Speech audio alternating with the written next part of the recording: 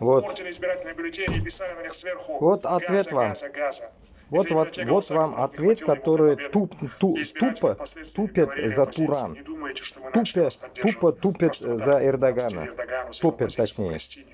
Я Аллах, очень опасная ситуация для Турции. Серьезные вопросы есть и к тем, кто позволил оппозиции держать вверх. И вопросы есть к Эрдогану, который не ввел войска в Газу, как от него ожидали многие, и даже не остановил торговлю с Израилем.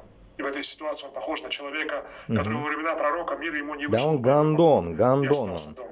После этого я не понимаю людей, которые пытаются нахуй нам навязать эту Турцию.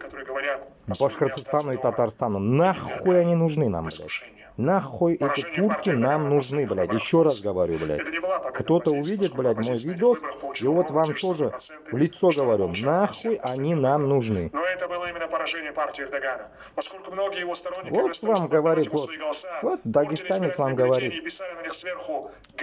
мусульманин, вот верьте ему, если мне не верите. Избиратели впоследствии говорили оппозиции, не я же вам говорил изначально, что они двухстульные, на двух стулах сидят, с Россией и с Европой, и с Америкой. И то, блядь, два стула мало для него. На 3-4 членах он сидит. Сразу, блядь. И с Израилем еще сидит. На дотационе. Израиль кормит его нахуй. Вдруг он с голоду сдохнет, блядь. Без торговли с Израилем.